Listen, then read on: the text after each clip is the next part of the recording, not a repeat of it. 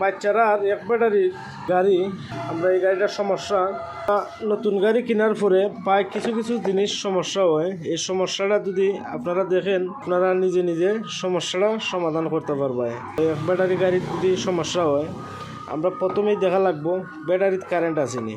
ব্যাটারির যদি কারেন্ট থাকে ব্যাটারি থাকি এটা একটা কন্ট্রোলার, আপনারা ওটা আইসে কারেন্ট, এটা থাকি আপনারা আইসে ওই সুইচ থাকি আইসে আপনারা এই সুইচ থেকে গেছে আপনারা এই সুইচও।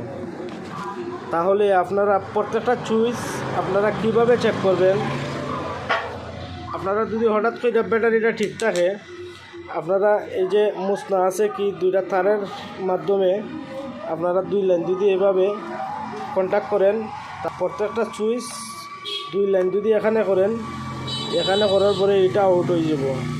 এই যে আছে আর একটা সুইচ, আমরা যদি এখানেও দুই লাইন এখানেও করি এটাও, তাহলে আমরা সমস্যাটা কোন জায়গাতে আছে আমরা নিজের কাম নিজে করতে পারবো। এই জিনিসগুলো আমরা ফলো লাগা লাগবো।